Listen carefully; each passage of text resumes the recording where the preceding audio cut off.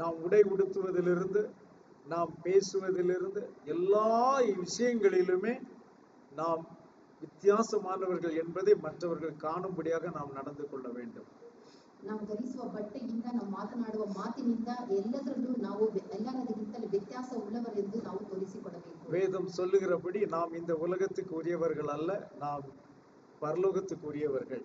சத்தியவேத ಹೇಳುವ ಪ್ರಕಾರ ನಾವು ಈ ಲೋಕಕ್ಕೆ ಸಂಬಂಧಪಟ್ಟವರಲ್ಲ, ಪರಲೋಕಕ್ಕೆ ಸೇರಿದವರು. அப்ப நம்மை பார்க்கிறவர்கள் இவர்கள் இந்த உலகத்தை சேர்ந்தவர்கள் அல்ல, இவர்கள் வித்தியாசமானவர்கள் என்பதை உணர்ந்து கொள்ள வேண்டும். ನಮ್ಮನ್ನು ನೋಡುವಂತ ಜನರು ಇವರು ಈ ಲೋಕಕ್ಕೆ ಸಂಬಂಧಪಟ್ಟವರಲ್ಲ, ಇವರು ವ್ಯತ್ಯಾಸ உள்ளவರೆಂದು ತಿಳಿದುಕೊಳ್ಳಬೇಕು. இப்ப நம்முடைய கூட்டத்தின் மத்தியில யாராவது ஒரு அமெரிக்காக்காரர் வந்து உட்கார்ந்து இருக்கிறார் என்று வைத்துக் கொள்வோம். ನಮ್ಮ ಗುಂಪಿನಲ್ಲಿ ಅಮೆರಿಕದಿಂದ ಬಂದವರು ಒಬ್ಬರು ಕುಳಿತುಕೊಂಡಿದ್ದಾರೆ ಎಂದು ತಿಳಿದುಕೊಳ್ಳೋಣ. அப்ப அவரை பார்க்கிற எல்லாரும் சொல்லுவார்கள், இவர்கள் இவர் இந்த ஊர்க்காரர் இல்ல, இவர் வேற ஊர்க்காரர் என்று சொல்லுவார்கள். ಅವರು ನೋಡುವಂತ ಎಲ್ಲರೂ ಇವರು ಈ ಊರಿನವರಲ್ಲ, ಬೇರೆ ಊರಿಗೆ ಸೇರಿದವರು ಎಂಬುದಾಗಿ கண்டிப்பாக சொல்லுவார்கள் அல்லவா? ಖಂಡಿತವಾಗಿ ಹೇಳುತ್ತಾರಲ್ಲವೇ? ஏனென்றால் அதனுடைய அடையாளம் அங்கே இருக்கும். ಏಕೆಂದರೆ ಅದರ ಗುರುತುಗಳು ಅಲ್ಲಿ ಇರುತ್ತವೆ. அவருடைய பேச்சுக்கள், நடத்தைகள் எல்லாமே வித்தியாசமாக இருக்கும். ಅವರ ಮಾತು, ಅವರ ನಡವಳಿಕೆ ಎಲ್ಲವೂ ವ್ಯತ್ಯಾಸವಾಗಿರುತ್ತದೆ. அதை போலதான் நம்மை பார்க்கிற ஜனங்கள் நாம் இந்த உலகத்துக்குரியவர்கள் அல்ல, நாம் பரலோக வாசிகள் என்று புரிந்து கொள்ளும்படியாக நாம் நடந்து கொள்ள வேண்டும். ಅದೇ ರೀತಿ ನಮ್ಮ ನೋಡುವಂತ ಜನರು ನಾವು ಇವರು ಲೋಕಕ್ಕೆ ಸಂಬಂಧಪಟ್ಟವರಲ್ಲ, ಇವರು ಪರಲೋಕಕ್ಕೆ ಸೇರಿದವರೆಂದು ಎಲ್ಲರೂ ತಿಳಿದುಕೊಳ್ಳುವ ಹಾಗೆ ಇರಬೇಕು. மற்ற ஜனங்களுக்கு முன்பாக நாம் சாட்சியாக இருக்க வேண்டும். ಬೇರೆ ಜನಗಳ ಮಧ್ಯದಲ್ಲಿ ನಾವು ಸಾಕ್ಷಿಗಳಾಗಿ ಜೀವಿಸಬೇಕು. இப்படியாக யாகோவுடைய நாமம் மகிமைப்பட வேண்டும். ಈ ರೀತಿಯಾಗಿ ಯಾಹೋವನ ನಾಮ ಮಹಿಮೆ ಹೊಂದತಕ್ಕದಾಗಿರಬೇಕು. ஹல்லேலூயா. ಹಲ್ಲೆಲೂಯಾ.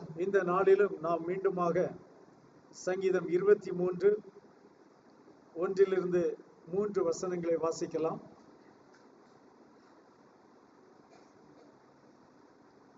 சந்தியா சகோதரியுடைய மகன் 3 வசனங்களையும் இங்கிலீஷ்ல பாராமல் சொன்னான். இந்த 3 வசனங்களை நீ சொன்னதுனால தான் நான் இதை எடுக்கிறேன். 23ನೇ ಕೀರ್ತನೆ 1ರಿಂದ 3 ವಚನಗಳು. ಯಾಹೋವನು ನನಗೆ ಕುರುಬನು, ಕೊರತೆ ಪಡೆನು. ಆತನು ಹಸಿರುಗಾವಲಲ್ಲಿ ನನ್ನನ್ನು ತಂಗಿಸುತ್ತಾನೆ, ವಿಶ್ರಾಂತಿಕರವಾದ ನೀರುಗಳ ಬಳಿಗೆ ಬರಮಾಡುತ್ತಾನೆ. ನನ್ನ ಪ್ರಾಣವನ್ನು ಉಜ್ಜೀವಿಸ ಮಾಡಿ ತನ್ನ ಹೆಸರಿಗೆ ತಕ್ಕಂತೆ ನೀತಿ ಮಾರ್ಗದಲ್ಲಿ ನನ್ನನ್ನು ನಡೆಸುತ್ತಾನೆ. ಆಮೆನ್. ஹல்லேலூயா. ಹಲ್ಲೆಲೂಯಾ. யாகோவா என் மேய்ப்பராய் இருக்கிறார், நான் தாழ்ச்சி அடையேன். அவர் என்னை புல்லுள்ள இடங்களில் மேய்த்து அமர்ந்த தண்ணீர்கள் அண்டையில் என்னை கொண்டு போய் விடுகிறார்.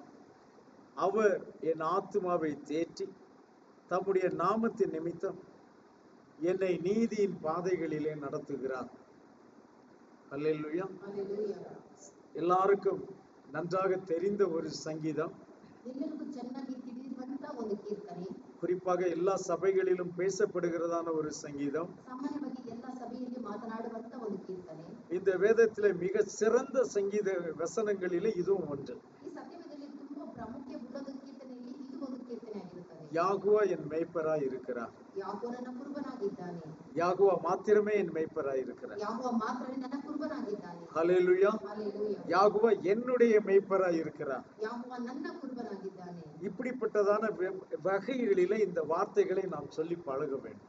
ಇಂಥ ಬಗೆಗಳಲ್ಲಿ ಈ ವಾಕ್ಯವನ್ನು ಹೇಳಿ ನಾವು ಅಭ್ಯಾಸ ಮಾಡಿಕೊಳ್ಳಬೇಕು. ஹல்லேலூயா. ಹಲ್ಲೆಲೂಯಾ. ஆகையால் நான் தாழ்ச்சி அடைவதே இல்லை.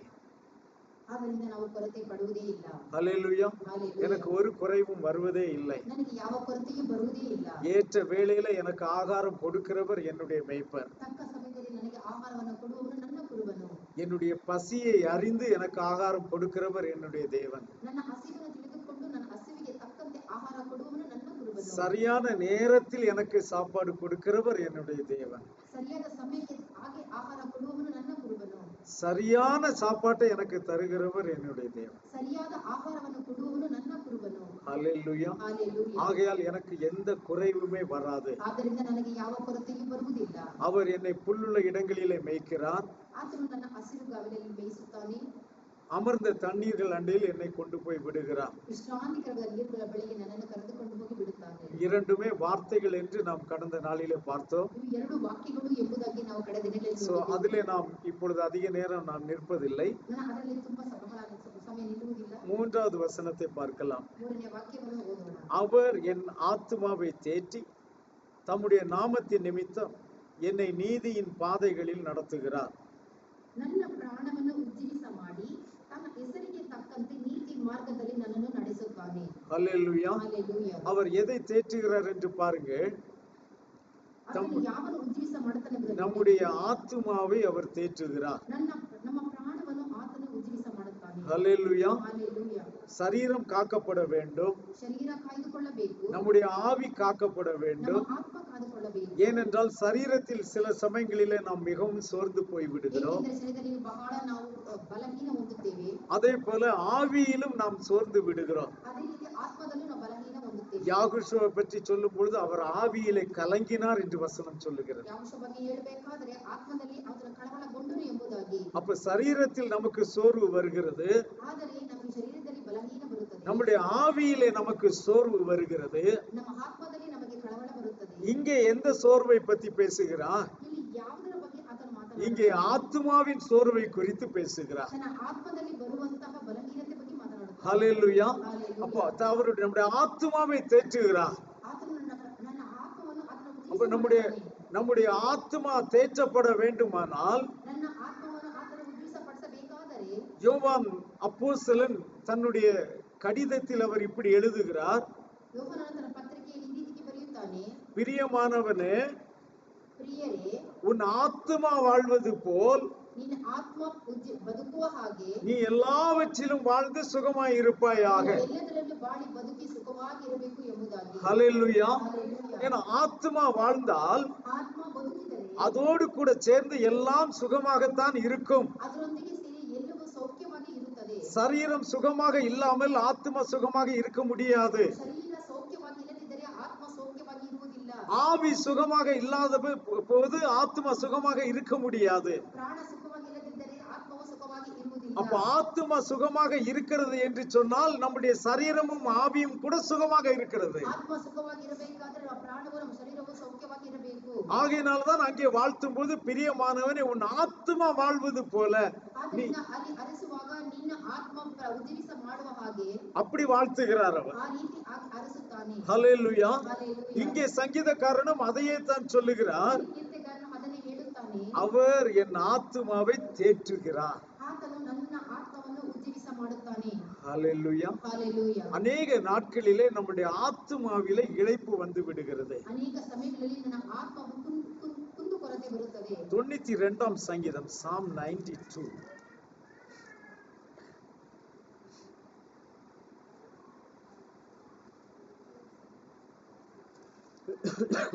Sorry, Psalm 94. Psalm 94 verse 17. 94ನೇ ಕೀರ್ತನೆ 17ನೇ ವಚನ. ಯಾಹುವನ ಸಹಾಯವಿಲ್ಲದಿದ್ದರೆ ಇಷ್ಟರಲ್ಲೇ ಸಮಾಧಿ ಸೇರುತ್ತಿದ್ದೆನು. அல்லேலூயா. ஹalleluya. யாகுவா எனக்கு துணையாய் இராவிட்டால் என் ஆத்துமா சீக்கிரமாய் மௌனத்தில் வாசமாய் இருக்கும். அல்லேலூயா. ஹalleluya. அப்போ நம்முடைய ஆத்துமா மௌனத்தில் வாசமாய் இல்லாமல் நாம் ஜீவனோடு கூட இருக்க வேண்டுமானால் ನಮ್ಮ ಆತ್ಮ ಮೌನದ ಇಲ್ಲದೆ ಜೀವದೊಂದಿಗೆ ಇರಬೇಕಾದರೆ யாகுவா எல்லா காலத்திலும் நம்முடைய துணையாய் இருக்க வேண்டும். ಯಾಗುವನು ಎಲ್ಲ ಸಮಯದಲ್ಲೂ ನಮಗೆ ಸಹಾಯಕನಾಗಿರಬೇಕು. அல்லது யாகுவாவை எல்லா காலத்திலும் நம்முடைய துணையாக நாம் வைத்திருக்க வேண்டும். ಅದು ಮಾತ್ರ ಅಲ್ಲ, ಯಾಗುವನನ್ನು ಯಾವಾಗಲೂ ನಮ್ಮ ಸಹಾಯಕನಾಗಿ ಇಟ್ಟುಕೊಂಡಿರಬೇಕು. ஹல்லேலூயா. ஹalleluya. அவர் எப்பொழுதும் நம்மோடு துணையா இருக்க அவர் ஆயத்தமாய் இருக்கிறார். ಆತನು ಎಂದಿಗೂ ನಮ್ಮೊಂದಿಗೆ ಸಹಾಯಕನಾಗಿರಲು ಆತನು ಸಿದ್ಧನಾಗಿದ್ದಾನೆ. ஆனால் நாம் என்ன செய்து விடுகிறோம்? ಆದರೆ ನಾವು ಏನು ಮಾಡುತ್ತೇವೆ? சில சமயங்களிலே நாம் நம்முடைய புயத்தின் மேல் நம்பிக்கை வைத்து ಕೆಲವು ಸಮಯಗಳಲ್ಲಿ ನಮ್ಮ ಭುಜದ ಮೇಲೆ ನಂಬಿಕೆಯನ್ನು ಇಟ್ಟು என்னாலே நடக்க முடியும் என்று அவருடைய கரத்தை விட்டு நாம் நடக்க ஆரம்பித்து விடுகிறோம். ನನ್ನಿಂದ ನಡೆಯಲು ಸಾಧ್ಯ ಎಂದು ಹೇಳಿಕೊಂಡು ಆತನ ಕೈಗಳನ್ನು ಬಿಟ್ಟು ನಾವು ನಡೆಯುತ್ತೇವೆ. அப்பொழுது என்ன ஆகிறது? வழிகளிலே நாம் சோர்ந்து போகிறோம். ಆಗ ಏನು ನಡೆಯುತ್ತದೆ ಎಂದರೆ ದಾರಿಯಲ್ಲಿ ನಾವು ಕುಂದಿ ಹೋಗುತ್ತೇವೆ.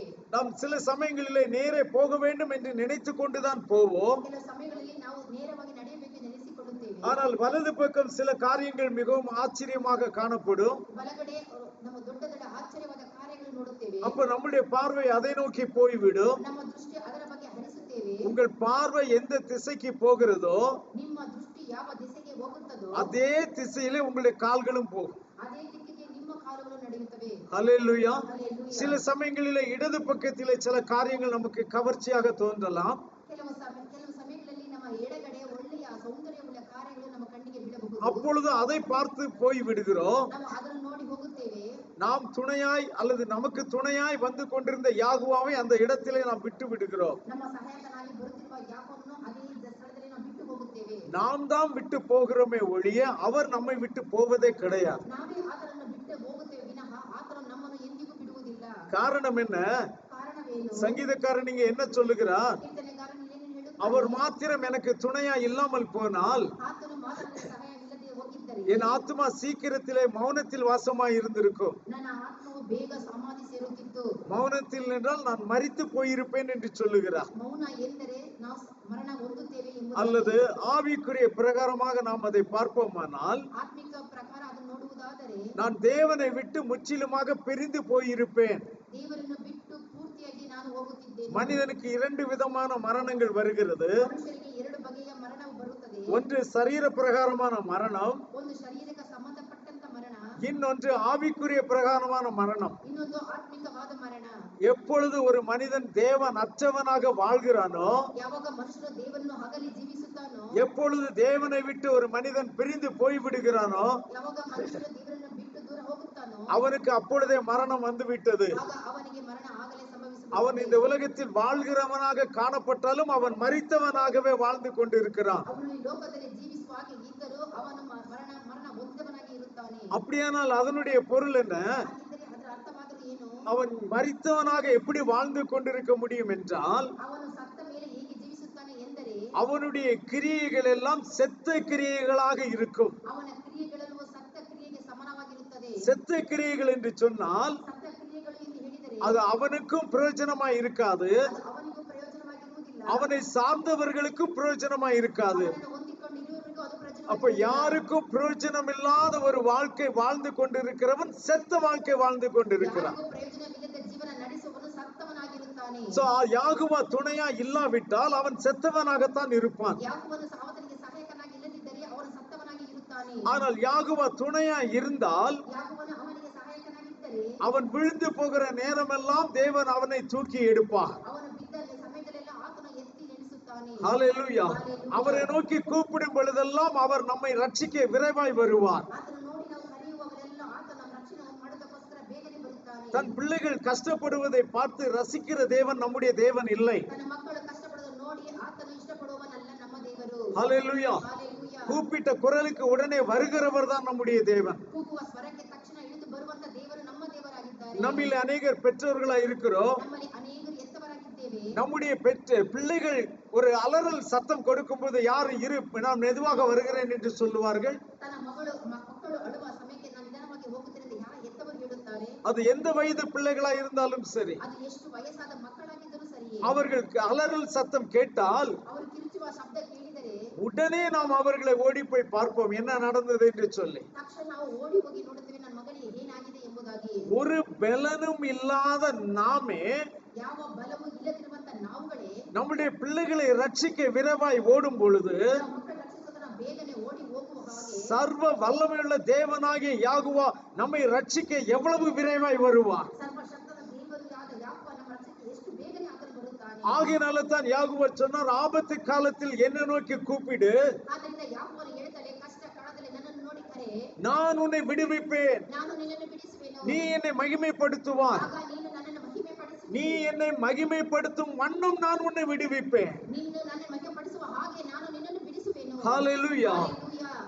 நான் கொடுக்கிற விடுதலை எப்படி இருக்கும் என்றால், ನಾನು ಕೊಡುವಂತ ಬಿಡುಗಡೆ ಹೇಗೆ ಇರುತ್ತದೆ ಎಂದರೆ நீ என்னை மகிமைப்படுத்தும் அளவுக்கு அது இருக்கும். ನೀನು ನನ್ನನ್ನು ಮಹಿಮೆಪಡಿಸುವ ಹಾಗೆ ಅಷ್ಟರ ಮಟ್ಟಿಗೆ அந்த ಇರುತ್ತದೆ. வழியிலே அந்த அளவுக்கு நான் உன்னை விடுவித்து விடுவேன். ಅಷ್ಟರ ಮಟ್ಟಿಗೆ ನಾನು ನಿನ್ನನ್ನು ಬಿಡಿಸುವೆನು. நீ உன்னுடைய ஆபத்தில் மாத்திரம் என்னை நோக்கி நீ கூப்பிட்டு பார், ನಿನ್ನ ಕಷ್ಟ ಕಾಲದಲ್ಲಿ ನನ್ನನ್ನು ನೋಡಿ ಕರೆದು ನೋಡು. நான் உன்னை விடுவிக்கிறேனா இல்லையா என்று நீ என்னை சோதித்து பார். ನಾನು ಬಿಡಿಸುತ್ತೇನೆ ಇಲ್ಲವಾ ಎಂದು ನನ್ನ ಪರೀಕ್ಷಿಸಿ ನೋಡು. நீ மகிமைப்படுத்தும் வரைக்கும் அவர் உனக்கு காத்திருக்க போவதில்லை. ನೀನು ಮಹಿಮೆಪಡಿಸುವ ತನಕ ಆತನು ಕಾದುಕೊಂಡಿರುವುದಿಲ್ಲ. முதலில் அவர் உன்னுடைய ஆபத்திலிருந்து விடுவித்து விடுவார். ಆತನ ಮೊದಲು ನಿನ್ನನ್ನು ಎಲ್ಲ ಅಪಾಯದಿಂದ ಆತನು ಬಿಡಿಸುತ್ತಾನೆ. பின்பு நீ அவரை மகிமைப்படுத்துவார். ಆಮೇಲೆ ನೀನು ಆತನ ಮಹಿಮೆಪಡಿಸುವಿ. ஹல்லேலூயா. ಹಲ್ಲೆಲೂಯಾ. அப்படி செய்கிறவர் தான் நம்முடைய தேவன். ಆ ರೀತಿ ಮಾಡುವ ದೇವರೇ ನಮ್ಮ ದೇವರು. அப்படி யாகுவா நம்மோடு கூட துணையா இருக்கிறபடியினால நாம் மௌனத்தில் வாசமாயிராமல் ஜீவனோடு இருக்கிறோம். ಅಂತ ದೇವರು ನಮ್ಮೊಂದಿಗೆ ಯಾವಾಗಲೂ ಸಹಾಯಕನಾಗಿರುವುದರಿಂದ ನಾವು ಸಮಾಧಿ ಸೇರಿದ ಜೀವದಿಂದ ಇದ್ದೇವೆ. அடுத்த வசனம் சொல்லுகிறது, 18ஆம் வசனம்,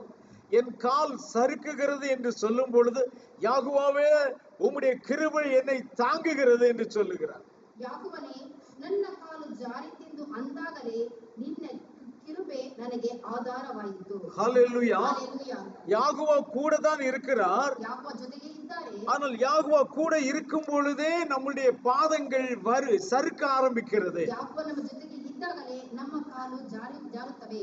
இது நம்முடைய வாழ்க்கையிலே ஒவ்வொருவருடைய வாழ்க்கையிலும் நடக்கிற விஷயம்தான். ಇದು ನಮ್ಮ ಪ್ರತಿಯೊಬ್ಬರ ಜೀವನದಲ್ಲಿ ನಡೆಯುವ ವಿಷಯವಾಗಿರುತ್ತದೆ. அநேக நாட்களிலே நாம் யாகுவா நம்மோடு கூட இருக்கிறார் என்று நாம் நினைத்துக் கொண்டிருப்போம். ಅನೇಕ ದಿನಗಳಲ್ಲಿ ಯಾಗುವ ನಮ್ಮೊಂದಿಗೆ ಇದ್ದರೆ ನೆನೆಸಿಕೊಳ್ಳುತ್ತೇವೆ. ஆனால் அவருக்கு பிரியமில்லாத காரியங்களை நம்முடைய வாழ்க்கையிலே நாம் செய்யும் பொழுது ಆತನಿಗೆ ಇಷ್ಟವಿಲ್ಲದ ಕಾರ್ಯಗಳು ನಮ್ಮ ಜೀವನದಲ್ಲಿ ಮಾಡುವಾಗ அப்பொழுது அவர் நம்மோடு கூட இருப்பதில்லை. ಆಗ ಆತ ನಮ್ಮೊಂದಿಗೆ ಎಂದಿಗೂ ಇರುವುದಿಲ್ಲ. துக்கத்தினாலே விலகி போய் நிற்பார். ಆತನ ದುಃಖದಿಂದ ನಮ್ಮನ್ನು ಬಿಟ್ಟು ಹಗಲಿ ಹೋಗುತ್ತಾನೆ. அந்த நாட்களிலே நம்முடைய வாழ்க்கையிலே சறுக்கல்கள் வர ஆரம்பிக்கிறது. ಅಂತ ಜೀವನದಲ್ಲಿ ಅಂತ ಸಮಯದಲ್ಲಿ ನಮ್ಮ ಜೀವನದಲ್ಲಿ ಜಾರಿಬಿಟ್ಟು ಬರುತ್ತವೆ. அந்த சறுக்கல் என்ன செய்ய முடியும்? ಆ ಜಾರಿತ ಎಂದರೆ உடனே பிடித்து விட்டால் நம்மை காப்பாற்றி விட முடியும். ತಕ್ಷಣ ಹಿಡಿದರೆ ನಮ್ಮನ್ನು ಆತನು ಕಾಪಾಡಲು ಸಾಧ್ಯ. ஆனால் உடனே பிடிக்காவிட்டால் அவர்கள் கீழே விழுந்து மரித்து போவார்கள். ಆತನು ತಕ್ಷಣ ನಮ್ಮನ್ನು ಹಿಡಿದೇ ಹೋದರೆ ನಾವು ಜಾರಿ ಕೆಳಗೆ ಬಿದ್ದು ಮರಣವನ್ನು ಹೊಂದುತ್ತೇವೆ. ஆனாலும் அப்படிப்பட்ட நாட்கள் என் வாழ்க்கையிலே கடந்து வரும் பொழுதெல்லாம் யாகுவாவே உம்முடைய கிருபை என்னை தாங்கினது என்று சொல்லுகிறார். ಅಂತ ಪರಿಸ್ಥಿತಿ ನಮ್ಮ ಜೀವನದಲ್ಲಿ ಬರುವಾಗ ಯಾಕವನೇ ನಿನ್ನ ಕೃಪೆ ನನಗೆ ಆಧಾರವಾಯಿತು ಎಂಬುದಾಗಿ. ஹalleluya. ஹalleluya. அருமையான தேவ பிள்ளையே, ದೇವರ ಮಕ್ಕಳೇ, நாம் நடந்து போகிற ஒவ்வொரு பாதையிலும் அவருடைய கிருபை நம்மை தாங்கி கொண்டு தான் இருக்கிறது. ನಾವು ಪ್ರತಿಯೊಂದು ಹೆಜ್ಜೆ ಇಡುವಾಗ ಆತನ ಕೃಪೆ ನಮ್ಮನ್ನು ಕಾದುಕೊಂಡಿರುತ್ತದೆ. அதை ஒரு காலம் நாம் மறந்து போக கூடாது. ಅದು ನಾವು ಎಂದಿಗೂ ಮರೆಯಲೇಬಾರದು. அடுத்த வசனம் சொல்லுகிறது, என் உள்ளத்தில் விசாரங்கள் பெருகுகையில் உம்முடைய ஆறுதல்கள் என் ஆத்துமாவை தேற்றுகிறது. ನನ್ನಲ್ಲಿ ಅನೇಕ ಚಿಂತೆಗಳಿರುವಾಗ ನಿನ್ನ ಸಂತೈಸುವಿಕೆಯಿಂದಲೇ ನನ್ನ ಆತ್ಮಕ್ಕೆ ಸಂತೋಷ ಉಂಟಾಗುತ್ತದೆ. அங்கே சங்கீதம் 23 அவர் என் ஆத்துமாவை தேற்றுகிறார் என்று நாம் வாசித்தோம். ಕೀರ್ತನೆ 23ರಲ್ಲಿ ಆತ್ಮವನ್ನು ಉಜ್ಜೀವಿಸ ಮಾಡುತ್ತಾನೆ ಎಂದು ಓದಿದ್ದೆವು. நம்ம தமிழ் பைபிள்ல அது தேற்றுகிறார் என்று போட்டிருக்கிறது. ತಮಿಳ್ ಬೈಬಲ್ನಲ್ಲಿ ನಮ್ಮನ್ನು ಆಧರಿಸುತ್ತಾನೆ ಎಂಬುದಾಗಿ. கன்னடத்தில் எப்படி வருகிறது? அப்படின்னா ಉಜ್ಜೀವಿಸ ಮಾಡಿ, அப்படின்னா என்ன? புதுப்பிக்கிறது. புதுப்பிக்கிறது. அது கொஞ்சம் கரெக்ட். ஏன்னா இங்கிலீஷ்ல நீங்க வாசிச்சு பாத்தீங்கன்னா restored, he restored my soul, என்னுடைய ஆத்மாவை அவர் மீட்டு தருகிறார் என்ற அர்த்தத்தில் வருகிறது. அல்லேலூயா. ஆமா. அப்போ என்னுடைய உள்ளத்தில் விசாரங்கள் பெருகுகையில் உம்முடைய ஆறுதல்கள் என்னை தேற்றுகிறது என்று சொல்லுகிறார். ನನ್ನಲ್ಲಿ ಅನೇಕ ಚಿಂತೆಗಳಿರುವಾಗ ನಿನ್ನ ಸಂತೈಸುವಿಕೆಯಿಂದಲೇ ನನಗೆ ಸಂತೋಷ ಉಂಟಾಗುತ್ತದೆ. அந்த விசாரங்கள் நம்முடைய உள்ளத்திலே பெருகக்கூடிய வேளையிலே நாம் விரும்புவதெல்லாம் யாராயிலும் வந்து ஆறுதலாய் ஒரு வார்த்தை சொல்ல மாட்டார்களா என்பதுதான்.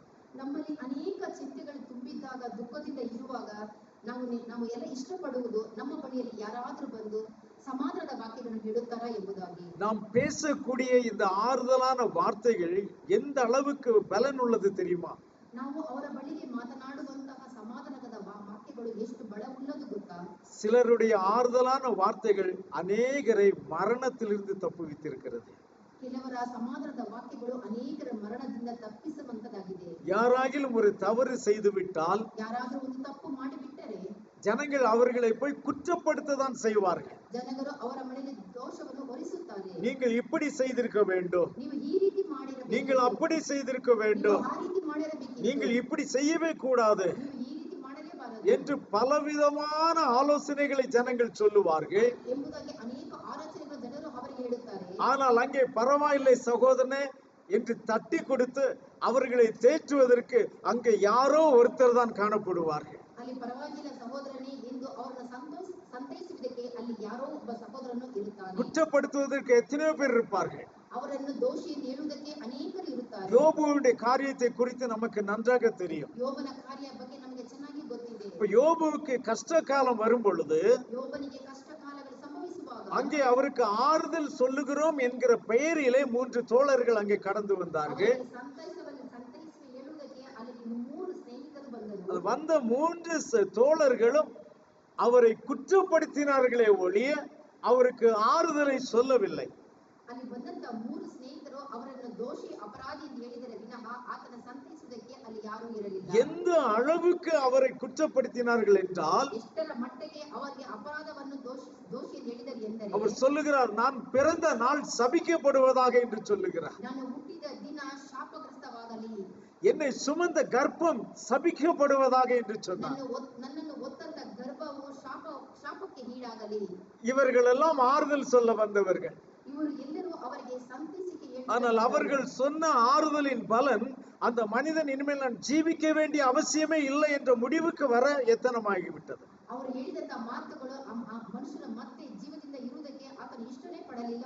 இந்த உலகத்தில் அவரை தேற்றுவதற்கு யாருமே இல்லை. ಈ ಲೋಕದಲ್ಲಿ ಆತನ ಸಂತೈಸುವುದಕ್ಕೆ ಯಾರೂ ಇರಲಿಲ್ಲ. யாகுவா எல்லாருக்கும் வாய்ப்பை கொடுத்து பார்த்தார். ಯಾಗುವನು ಎಲ್ಲರಿಗೂ ಸಮಯವನ್ನು ಕೊಡುತ್ತಾನೆ. ஆனால் தேற்றக்கூடிய மனிதன் அங்கு யாருமே இல்லை. ಆತನನ್ನು ಸಂತೈಸುವುದಕ್ಕೆ ಅಲ್ಲಿ ಯಾರೂ ಇರಲಿಲ್ಲ. யாகுவா நேரடியாக வந்து அவரை தேற்றினார். ಯಾಗುವ ಆತನೇ ಬಂದು ಆತನನ್ನು ಸಂತೈಸ ಮಾಡಿದನು. இங்கே இவர் சொல்லுகிறார், ಇಲ್ಲಿ ಇದನ್ನು ಹೇಳುತ್ತಾನೆ, அந்த விசாரங்கள் என்னுடைய வாழ்க்கையில பெருகும் பொழுது, ಆ ಚಿಂತೆಗಳು ನನ್ನ ಜೀವನದಲ್ಲಿ ಹೆಚ್ಚಾದಾಗ உம்முடைய ஆறுதல்கள் என்னை தேற்றினது.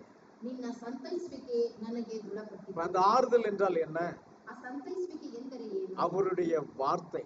ಆತನ ವಾಕ್ಯಗಳು. ஹல்லேலூயா. ஹல்லேலூயா. நம்முடைய உள்ளத்திலே இப்படிப்பட்ட விசாரங்கள், கலக்கங்கள், பயங்கள் வரக்கூடிய வேளையிலெல்லாம் நம்மை தேற்றுவது அவருடைய வார்த்தை தான்.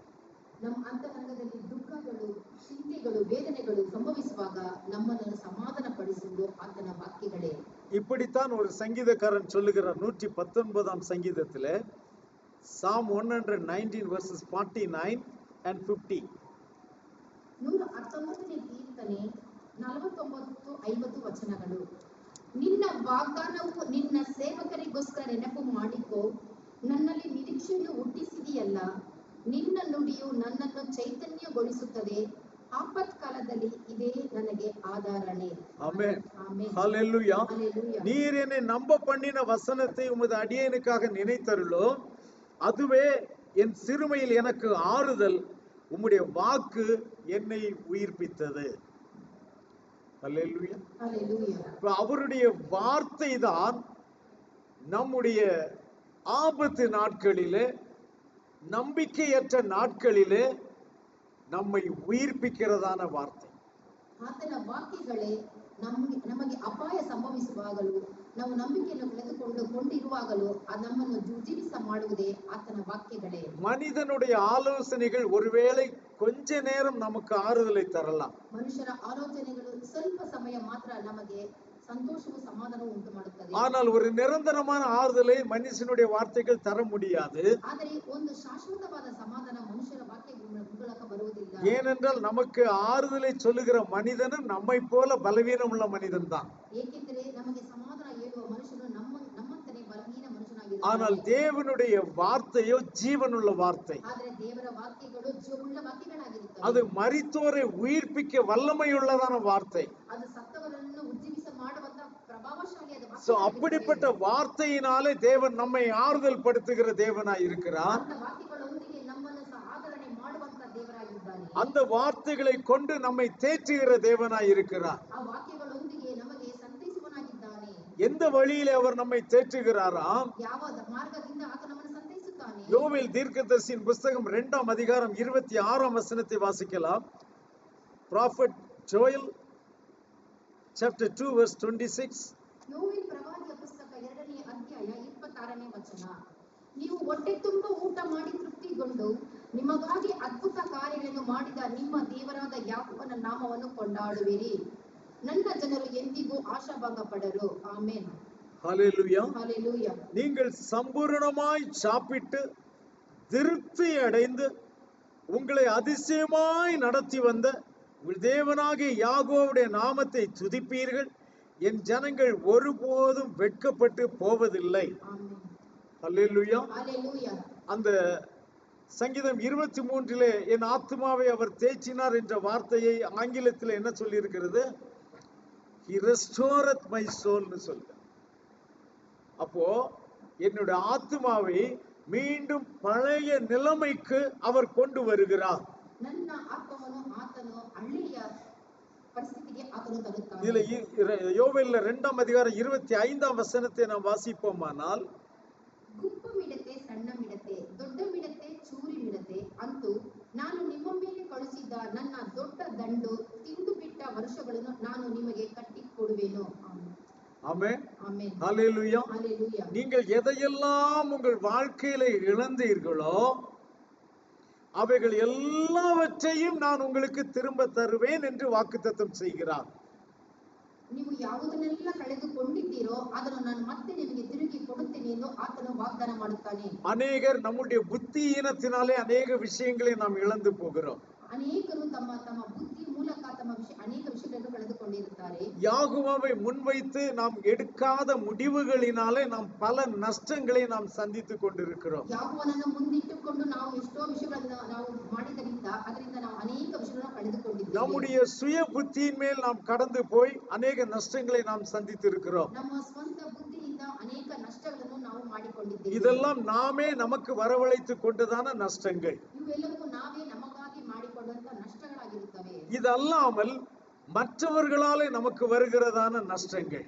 ಇದಲ್ಲದೆ ಬೇರೆಯವರಿಂದ ನಮಗೆ ಬರುವಂತ ನಷ್ಟಗಳು. மற்றவர்களை நம்பி நாம் ஏமாந்து போவது, ಬೇರೆಯವರು ನಂಬಿ ನಾವು ಮೋಸ ಹೋಗುವುದು, மனப்பூர்வமாக சிலர் நம்மை வஞ்சிப்பது, ಮನಪೂರ್ವಕವಾಗಿ ಕೆಲವರು ನಮ್ಮನ್ನು ಮೋಸ ಮಾಡುತ್ತಾರೆ. இப்படி பல வழிகளிலே நாம் எல்லாவற்றையும் இழந்தவர்களாகத்தான் இருக்கிறோம். ಈ ರೀತಿ ಹಲವು ಬಗೆಗಳ ಮುಖಾಂತರ ನಾವು ಎಲ್ಲವನ್ನು ಕಳೆದುಕೊಂಡವರಾಗಿರುತ್ತೇವೆ. ஆதியிலே நாம் அறிவோம், ஆதாம் ஏவாளுக்கு தேவன் எல்லாவற்றையும் பரிபூரணமாக கொடுத்திருந்தார். ನಾವು ಆದಿಯಲ್ಲಿ ನೋಡುತ್ತೇವೆ, ಆದಾಮ್ ಅವಳಿಗೆ ದೇವರು ಎಲ್ಲವನ್ನು ಪರಿಪೂರ್ಣವಾಗಿ ಕೊಟ್ಟಿದ್ದನು. ஆனால் பிசாசானவன் ஒரு நொடி பொழுதிலே வந்து அவர்களுக்குரிய எல்லா சுதந்திரத்தையும் பிடுங்கி கொண்டான். ಆದರೆ ಸೈತಾನನು ಒಂದು ಕ್ಷಣ ಮಾತ್ರದಲ್ಲಿ ಅವರಲ್ಲಿ ಇದ್ದಂತ ಎಲ್ಲ ಸ್ವಾಸ್ಥ್ಯವನ್ನು ಕಳೆದುಕೊಂಡನು. அவர்கள் எல்லாவற்றையும் இழந்தவர்களாக நின்றார்கள். ಅವರು ಎಲ್ಲವನ್ನು ಕಳೆದುಕೊಂಡವರಾಗಿ ನಿಂತುಕೊಂಡರು. ஆனால் அவைகள் எல்லாவற்றையும் அவர்களுக்கு திருப்பி தருவதற்காகத்தான் யாகுஷுவ மசிகா இந்த உலகத்தில் மனிதனாக வந்தார். ಅವು ಎಲ್ಲವನ್ನು ಅವರಿಗೆ ತಿರುಗಿ ಕೊಡುವುದಕ್ಕೋಸ್ಕರ ಯಾಕುಷುವ ಮೆಸ್ಸನು ತಿರುಗಿ ಮನುಷ್ಯನಾಗಿ ಲೋಕಕ್ಕೆ ಬಂದನು. ஹல்லேலூயா. ஹல்லேலூயா. அவர் எல்லாவற்றையும் திரும்ப தருகிற தேவன். ಅವರು ಎಲ್ಲವನ್ನು ಮತ್ತೆ ನಮಗೆ ತಿರುಗಿ ಕೊಡುವಂತ ದೇವರಾಗಿದ್ದಾನೆ. நீங்கள் எதை இழந்திருக்கிறீர்களோ ನೀವು ಯಾವುದನ್ನು ಕಳೆದುಕೊಂಡಿದ್ದೀರೋ அதை உங்கள் மனதிலே நீங்கள் நினைத்துக் கொள்ளுங்கள். ಅದನ್ನು ನಿಮ್ಮ ಮನಸ್ಸಲ್ಲಿ ತಿರುಗಿ அது ನೆನೆಸಿಕೊಳ್ಳಿ. எந்த ரூபத்தில் இருந்தாலும் சரி, ಅದು ಯಾವ ರೂಪದಲ್ಲಿ ಇದ್ದರೂ ಸರಿ, யார் மூலமாக அது சம்பவித்திருந்தாலும் சரி, ಅದು ಯಾರ ಮುಖಾಂತರ ಸಂಭವಿಸಿದರೂ ಸರಿ, ஏன் உங்கள் மூலமாகவே அது சம்பவித்திருந்தாலும் சரி, ನಿಮ್ಮ ಮುಖಾಂತರವೇ ಸಂಭವಿಸಿದರೂ ಸರಿ, தேவனுடைய வாக்குத்தத்தம் இன்றைக்கு உங்களுக்கு சொல்லுகிறது, ದೇವರ ವಾಗ್ದಾನ ಇದನ್ನೆಲ್ಲ ನಿಮಗೆ ಹೇಳುತ್ತದೆ. உங்கள் ஆத்துமாவை அவர் திரும்ப தருவார்.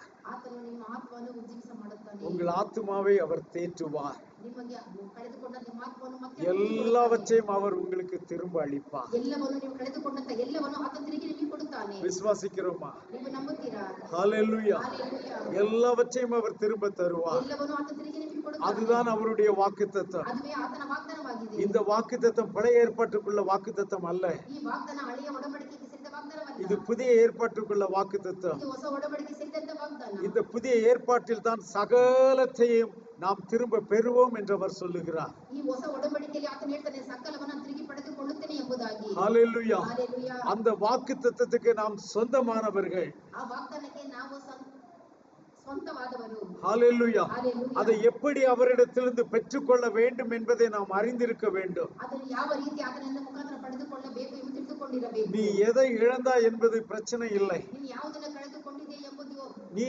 அதை எப்படி இழந்தாய் என்பது பிரச்சனை இல்லை. ಅದನ್ನು ಹೇಗೆ ನೀ ಕಳೆದುಕೊಂಡೆ ಎಂಬುದು ಯಾವುದು ಬೇಜಾರಲ್ಲ. நீ அதை எங்கே இழந்தாய் என்பது பிரச்சனை இல்லை. ನೀನು ಅದು ಎಲ್ಲಿ ಕಳೆದುಕೊಂಡಿದೆ ಎಂಬುದು ಬೇಡ. இன்றைக்கு அவர் வாக்குத்தத்தம் செய்கிறார். ಇದನ್ನೇ ಅದನ್ನು ವಾಗ್ದಾನ ಮಾಡುತ್ತಾನೆ. நீ இழந்தவைகளை நான் உனக்கு திரும்ப தருவேன். ನೀನು ಕಳೆದುಕೊಂಡು ನಾನು ತಿರುಗಿ ಮತ್ತೆ ಕೊಡುತ್ತೇನೆ. ஆமென். ಆಮೆನ್. ஹல்லேலூயா. ஹல்லேலூயா. எந்த அளவுக்கு நாம் அதை விசுவாசிக்கிறோமோ ಎಷ್ಟರ ಮಟ್ಟಿಗೆ ನಾವು ಅದನ್ನು ನಂಬುತ್ತೇವೆ, அந்த அளவுக்கு அவைகள் எல்லாவற்றையும் நான் திரும்ப பெற்றுக்கொள்ளுவோம். ಆಮೆನ್. ಎಲ್ಲವನ್ನು ನಾವು ತಿರುಗಿ ಅದು ಪಡೆದುಕೊಳ್ಳುತ್ತೇವೆ. ஆதியிலே ஆதாம் ஏவாளுக்கு வாக்குத்தத்தம் பண்ணப்பட்ட சகலத்தையும் அவர் திரும்ப தருவதாக வாக்குத்தத்தம் செய்திருக்கிறார். ಆಮೆನ್.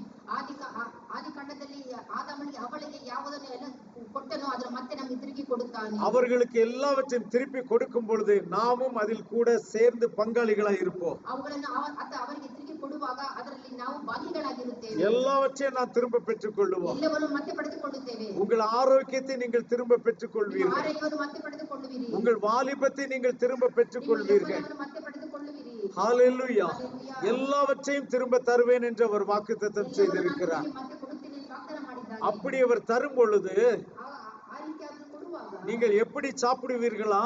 ನೀವು ಹೇಗೆ ಊಟ ಮಾಡುವಿರಿ?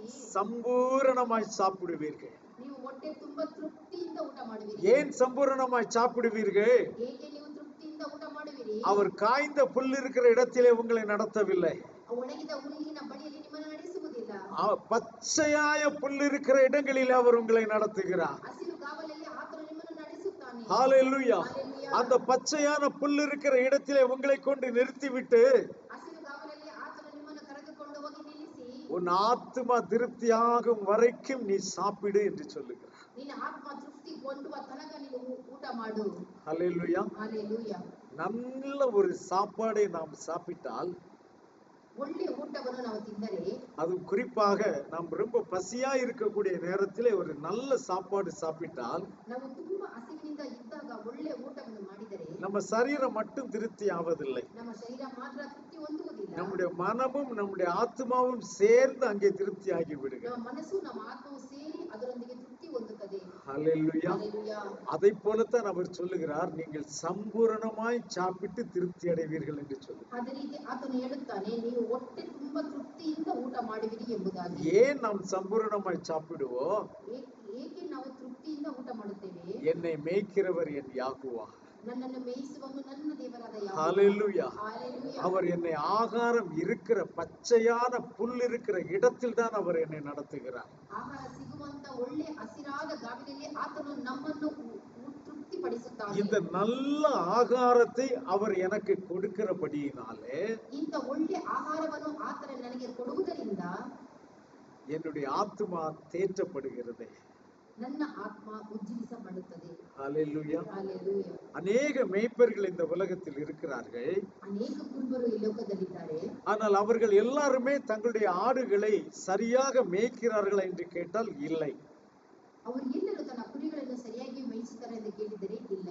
ஏனென்றால் யாகுஷுவா மட்டும்தான் சொல்லுகிறார், நானே நல்ல மேய்ப்பன் என்று. ಏಕೆಂದರೆ ಯಾಕೋಬನು ಹೇಳುತ್ತಾನೆ, ನಾನೇ ಒಳ್ಳೆ ಕುರುಬನು. அப்ப நல்ல மேய்ப்பன் என்பதற்கு அடையாளம் என்ன என்று அவர் சொல்லுகிறார். ಒಳ್ಳೆ ಕುರುಬನಿಗೆ ಗುರುತು ಏನೆಂದು ಆತನು ಹೇಳುತ್ತಾನೆ. நல்ல மேய்ப்பன் ஆடுகளுக்காக தன் ஜீவனை கொடுக்கிறார். ಒಳ್ಳೆ ಕುರುಬನು ತನ್ನ ಕುರಿಗಳಿಗೋಸ್ಕರ ತನ್ನ ಜೀವವನ್ನೇ ಕೊಡುತ್ತಾನೆ. அப்ப கள்ள மேய்ப்பர்கள் எல்லாம் என்ன செய்வார்கள்?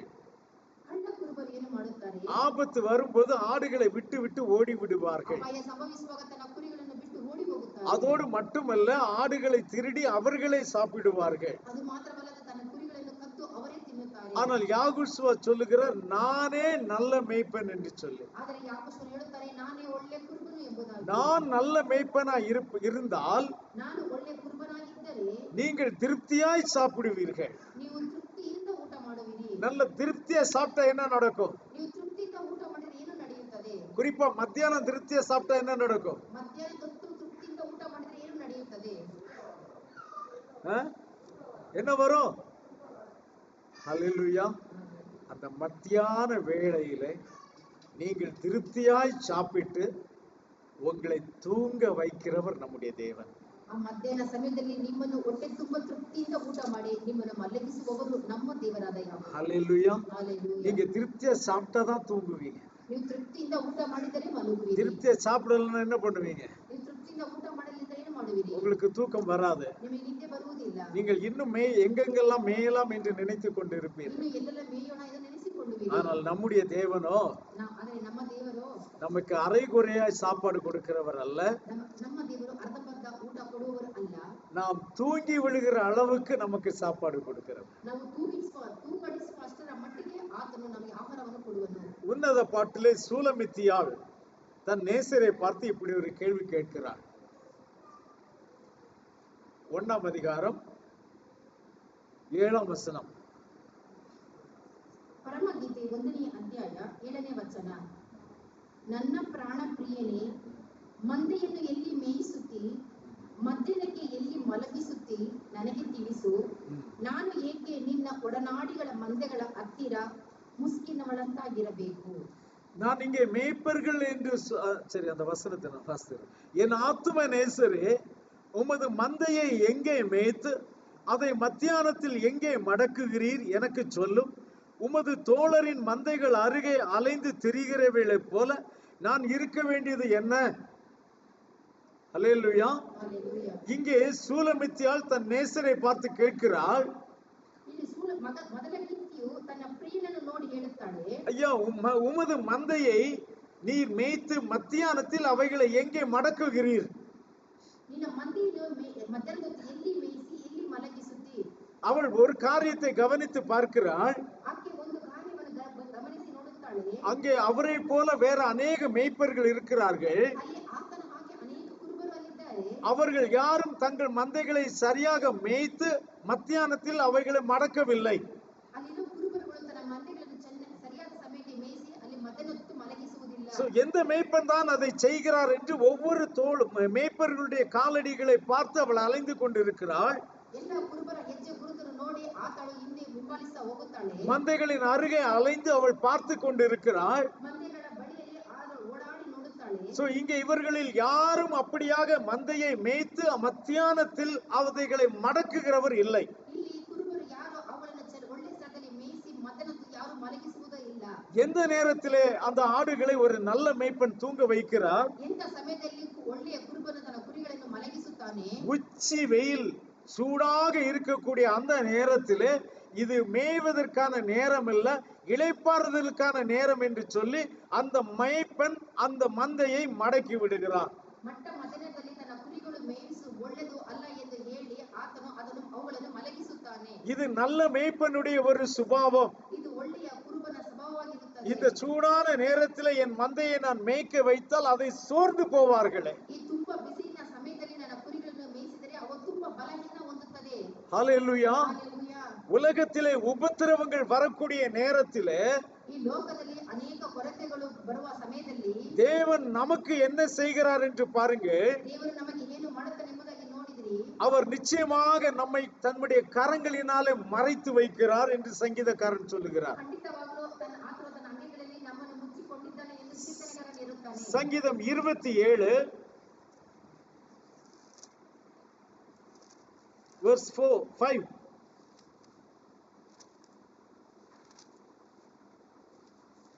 27ನೇ ಕೀರ್ತನೆ 5ನೇ ವಚನ.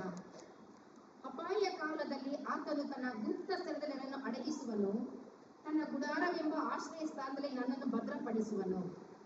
ஹல்லேலூயா. ஹல்லேலூயா. தீங்கு நாளில் அவர் என்னை தம்முடைய கூடாரத்தில் மறைத்து என்னை தமது கூடார மறைவிலே ஒளித்து வைத்து என்னை கன்மலையின் மேல் உயர்த்துவார். ஹல்லேலூயா. எந்த நேரத்துல? ಎಂತ ಸಮಯದಲ್ಲಿ? தீங்கு நாளிலே அவர் என்ன செய்கிறாராம்? நம்மை ಅಪಾಯ ಕಾಲದಲ್ಲಿ ಆತನು ನಮ್ಮನ್ನು ಏನು ಮಾಡುತ್ತಾನೆ? தம்முடைய கூடாரத்திலே மறைத்து வைக்கிறார்.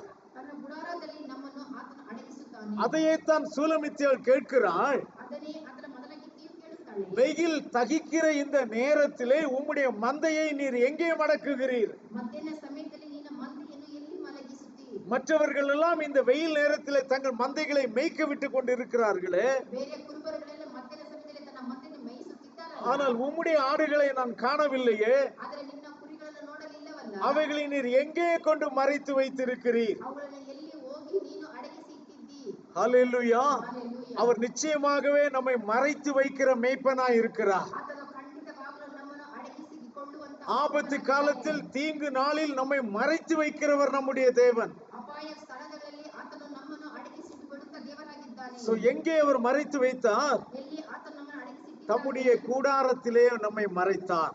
ತನ್ನ ಗುಡಾರದಲ್ಲಿ ನಮ್ಮನ್ನು ಅಡಗಿಸಿಟ್ಟಿದ್ದಾನೆ. ஹல்லேலூயா. ಹಲ್ಲೆಲೂಯಾ. மறைப்பதோடு மட்டுமல்ல, ಅಡಗಿಸುವುದು ಮಾತ್ರವಲ್ಲ, நம்மை ஒளித்தும் வைக்கிறாராம். ನಮ್ಮನ್ನು ಆತನು ಭದ್ರಪಡಿಸುತ್ತಾನೆ. அந்த ஒளித்து வைப்பது எதற்கு? ಆತನು ನಮ್ಮನ್ನು ಮುಚ್ಚಿಡುವುದು ಯಾವುದಕ್ಕೋಸ್ಕರ? அந்த இடத்தில் கூட தந்திரமாக வந்து நுழைகிற ஓநாய்கள் இருக்கும்.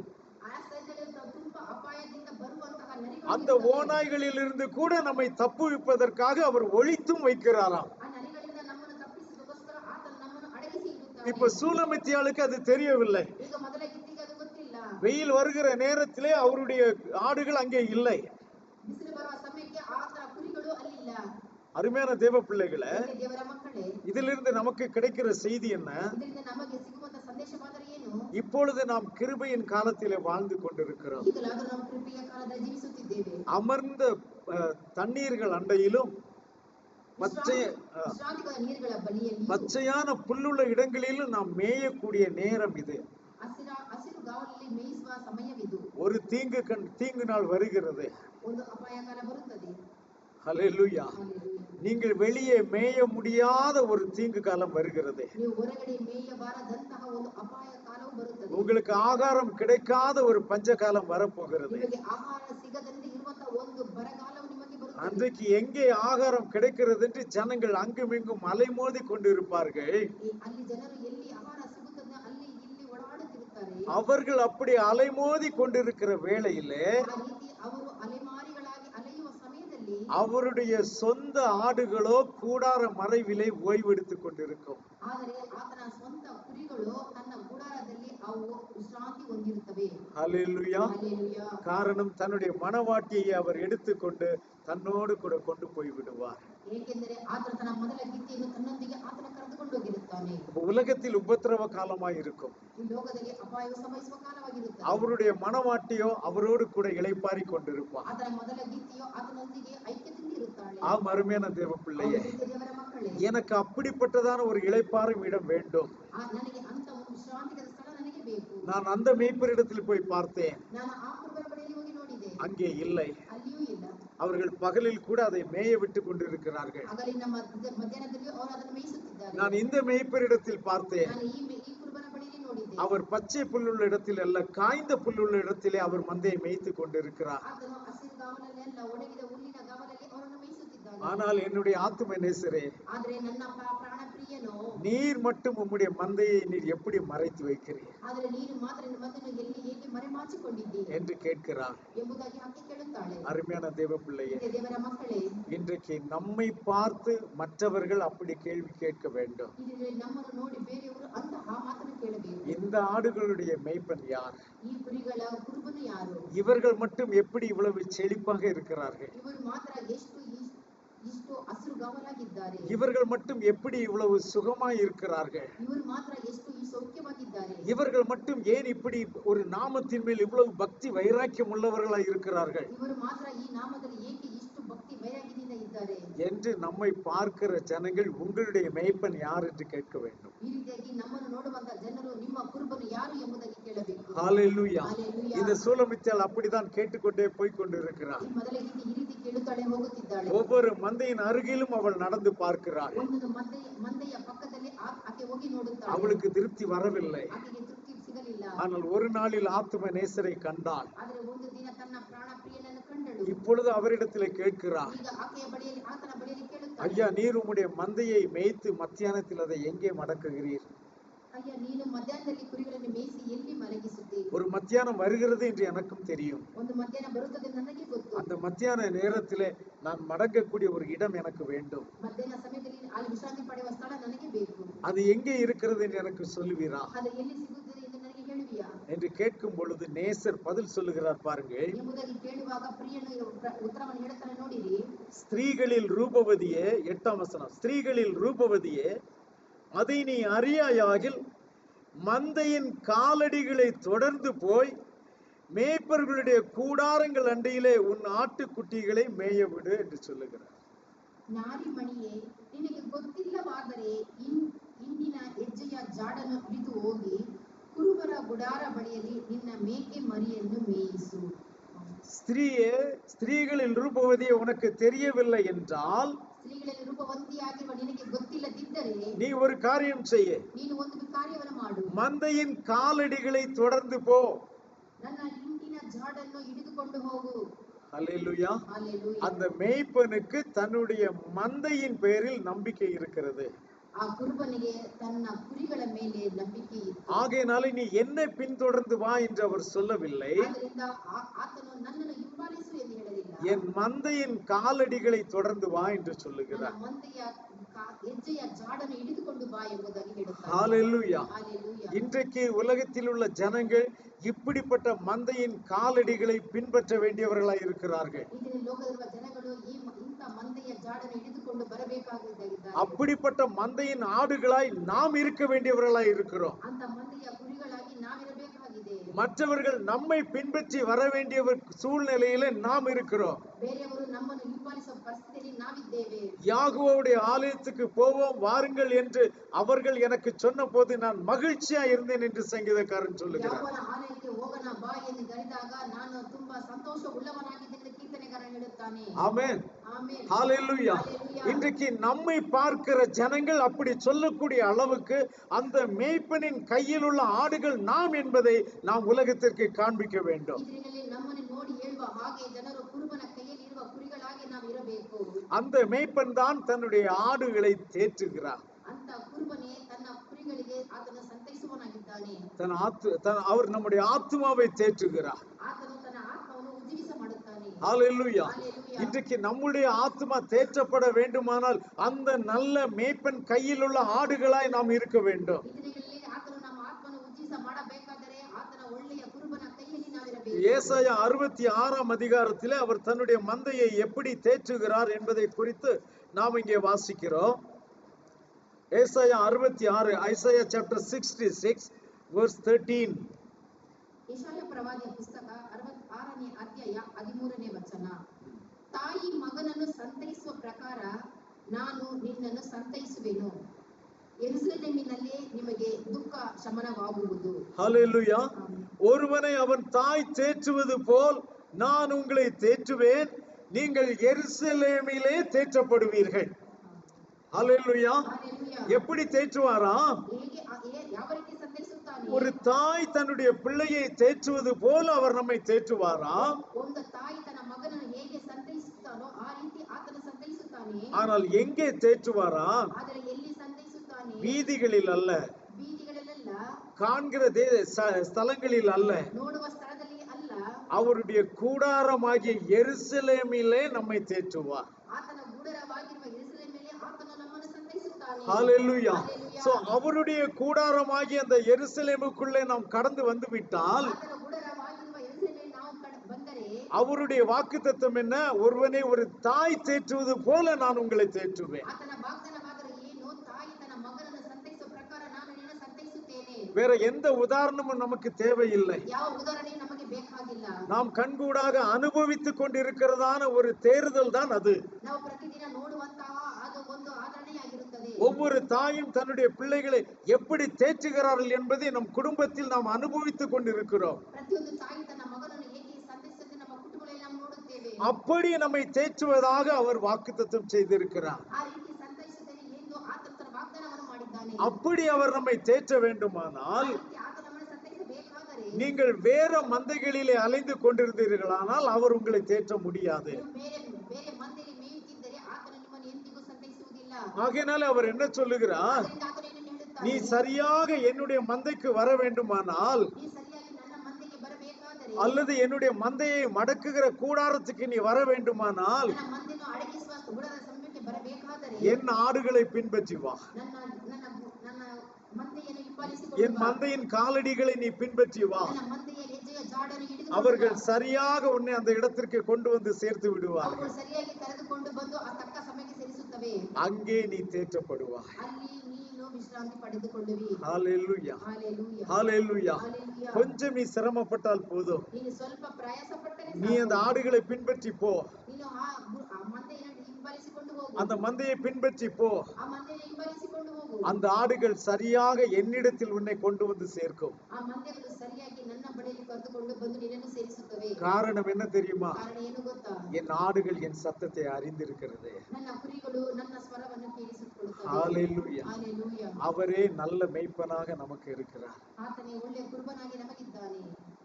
ஆமென். ಆಮೆನ್. அந்த மேய்ப்பருடைய கரத்திலே நாம் நம்மை ஒப்பு ಆ கொடுப்போமானால் ಕುರುಬನ ಕರಗಳಲ್ಲಿ ನಮ್ಮನ್ನು ಒಪ್ಪಿಸಿಕೊಡುವುದಾದರೆ நிச்சயமாகவே அவர் நம்மை திருப்திப்படுத்தி நம்மை மத்தியானத்திலே மடக்குவார். ಖಂಡಿತವಾಗಲೂ ಆತನು ನಮ್ಮ ತೃಪ್ತಿಪಡಿಸಿ ಮಧ್ಯಾಹ್ನ ಸಮಯದಲ್ಲಿ ನಮ್ಮನ್ನು ಮಲಗಿಸುತ್ತಾನೆ. அருமையான தேவ பிள்ளையே, ಹೀಗೆ ದೇವರ ಮಕ್ಕಳೇ, நீங்கள் விரும்பினாலும் விரும்பாவிட்டாலும் ஒரு மத்தியானம் வருகிறது. ನೀವು ಇಷ್ಟಪಟ್ಟರೂ ಪಡದೆ ಹೋದರೂ ಒಂದು ಮಧ್ಯಾಹ್ನ ಬಂದೇ ಬರುತ್ತದೆ. அந்த மத்தியானத்திற்கு தப்பி கூடார மறைவிலே போக வேண்டுமானால் ಆ ಮಧ್ಯಾಹ್ನಕ್ಕೆ ತಪ್ಪಿಸಿಕೊಂಡು ನೀವು ಗೂಡಾರ ಸಮೀಪಕ್ಕೆ ಹೋಗಬೇಕಾದರೆ சத்தியத்திற்கு செவியை சாய்வு. ಸತ್ಯಕ್ಕೆ ನೀವು ಕಿವಿಯನ್ನು ಆಲಿಸು. இந்த சமயம் கிருபையின் காலம் இருக்கும் பொழுதே, வெயில் காலம் வருவதற்கு முன்பாகவே அவருடைய கூடார மறைவுக்குள் ஓடி வந்து விடுங்கள். ಮಧ್ಯಾಹ್ನ ಬರುವುದಕ್ಕೆ ಮುಂಚಿತವಾಗಿ ನೀವು ಆತನ ಗುಡಾರ ಸಮೀಪಕ್ಕೆ ಓಡಿ ಬಂದು ಸೇರಿಕೊಳ್ಳಿರಿ. அந்த கூடார மறைவுதான் யாகுவா என்கிற நாமம். ಆ ಗುಡಾರ ಎಂಬುದೇ ಯಾಕೋವನ ನಾಮ. யாகுவா நாமம் என் புகலிடம். ಯಾಕೋವನ ನಾಮವು ನನ್ನ ಸಂತೋಷವಾಗಿದೆ, ಇಲ್ಲ, ಗುಡಾರವಾಗಿದೆ, ಆಶ್ರಯವಾಗಿದೆ. கரெக்டா எப்படி இருக்கு? நீதிமொழிகள் 18:10 பாருங்க. நீதிமொழிகள் வாசிங்க வாசிங்க.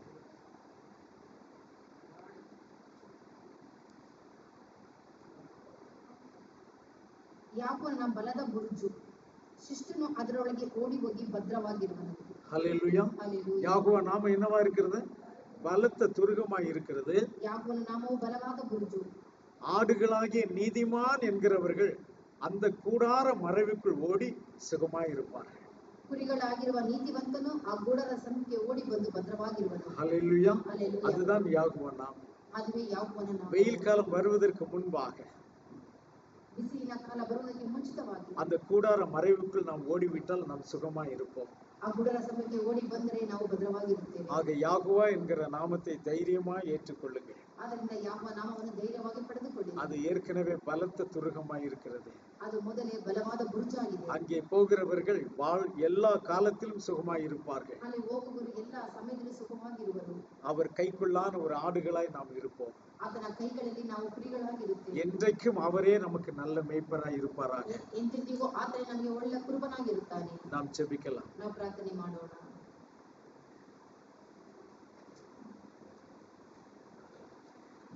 நல்மேய்ப்பரே நம்பிக்கையே, நானும் உந்தன் நாட்டுக்குட்டி. நல்மேய்ப்பரே நம்பிக்கையே, நானும் உந்தன் ஆட்டுக்குட்டி. உம்மைத்தானே பின்தொடர்ந்தே, உம் தோளில்தான் நான் இருப்பேன். உம்மைத்தானே பின்தொடர்ந்தேன், உம் தோளில்தான் நான் இருப்பேன். துதித்து துதித்து மகிழ்ந்து புகழ்ந்து தூயவர் உம்மை நான் பாடுவேன். துதித்து துதித்து மகிழ்ந்து புகழ்ந்து தூயவர் உம்மை நான் திரும்ப பாடலாம். நல்மேய்ப்பரே நம்பிக்கையே, நானும் உந்தன் ஆட்டுக்குட்டி. நல்மேய்ப்பரே நம்பிக்கையே, நானும் உந்தன் ஆட்டுக்குட்டி. உம்மைத்தானே பின்தொடர்ந்தேன், உம் தோளில்தான் நான் இருப்பேன். உம்மைத்தானே பின்தொடர்ந்தேன், உம் தோளில்தான் நான் இருப்பேன். துதித்து துதித்து மகிழ்ந்து புகழ்ந்து தூயவர் உம்மை நான் பாடுவேன். துதித்து துதித்து மகிழ்ந்து புகழ்ந்து தூயவர் உம்மை நான் பாடுவேன். ஆம், அருமையான தேவ பிள்ளைகளே, அவருடைய மந்தையின் ஆடுகளாய் நாம் இருப்போமானா நாம் எதை குறித்தும் கவலைப்பட வேண்டிய அவசியம் இல்லை. Dear children of Jacob, if you are a sheep of his flock, you don't have to worry about your safety or anything for that case. அவர் உங்கள் மேய்ப்பராய் இருந்தால் உங்கள் தாகத்தை குறித்து, உங்கள் பசியை குறித்து, உங்கள் பாதுகாப்பை குறித்து நீங்கள் கவலைப்பட வேண்டிய அவசியமே இல்லை. அவர் உங்களை போஷித்து பராமரிப்பார். திருப்தியாகும் வரைக்கும் உங்களுக்கு போஷிப்பார். If you are his sheep, he will fulfill all your needs, all your desires, your hunger, your thirst, and even your rest. Everything he will fulfill. Only thing, you need to be his sheep under his flock. இவ்வளவு சுகங்களையும் நாம் அனுபவிக்க வேண்டுமானால் அவருடைய மந்தையின் ஆடுகளாய் நாம் இருந்தால் போதும். அவருடைய வார்த்தையை கேட்டு, அவருடைய சத்தத்தை அறிந்து, அவரையே நாம் பின்பற்றி கொண்டு இருப்போமானால் அவர் சரியான இடத்திலே நம்மை கொண்டு போய் சேர்ப்பார். We hear his voice and obey his voice and follow him. He will take us to the safest place. Hallelujah. செபிக்கலாம். எங்கள் பரலோக பிதாவே, ஆசீர்வதிக்கப்பட்டதான இந்த நல்ல வேளைக்காக நாங்கள் உமக்கு நன்றி செலுத்துகிறோம் தகப்பனே. ஸ்தோத்திரம் ராஜாவே. உடைய வார்த்தைகளை கொண்டு எங்களோடு பேசினீர். எங்கள் ஆத்துமாவை தேற்றுகிற உண்மையான தேவனாய் நீர் இருக்கிறீர் என்று நாங்கள் விசுவாசிக்கிறோம் ஐயா. Heavenly Father, you spoke to us through your word, and we believe, Father, that you will surely restore our soul. நன்றி அப்பா, நீர் அப்படி செய்கிறதற்காக நன்றி. எங்கள் மத்தியிலே விடாய்த்த ஆத்துமாக்கள் யாராவது இருப்பார்களானா, விசாரங்கள் நிறைந்த ஆத்துமாக்கள் யாராவது இருப்பார்களானா, இந்த நாளிலே உங்களுடைய வார்த்தைகள் உங்களுடைய பிள்ளைகளை தேற்றட்டும் அப்பா. Father, if anyone our midst, Father, who is having troubled heart, who is restless in their life, Father, let your word comfort them today as you have promised. தம்முடைய வார்த்தையினாலே உங்களை தேற்றுவாராக. ஒப்பு கொடுப்பீர்களா? இன்றைக்கு ஒப்பு கொடுங்க. எனக்கு ஆறுதல் வேண்டும் என்று சொல்லுங்க. தேவனே, அப்படி சொல்லுகிற ஒவ்வொரு பிள்ளைகளையும் உடைய கரத்தை நீட்டி தொட்டு அவர்களை தேற்றுவீராகப்பா. Father, whoever is claiming or whoever is calling upon you for their comfort, for their restoration, Father, satisfy them. Satisfy them, Father. Touch them with your hand. ஒவ்வொருவரையும் பேர் பேராக தனித்தனியாக நீர் ஆசீர்வதித்து. Bless everyone individually and families, Father. எங்கள் மத்தியிலே இல்லாமல் தூர இடத்திலிருந்து செய்திகளை கேட்டுக்கொண்டிருக்கிற உடைய பிள்ளைகளை கூட நீர் ஆசீர்வதிப்பீராக.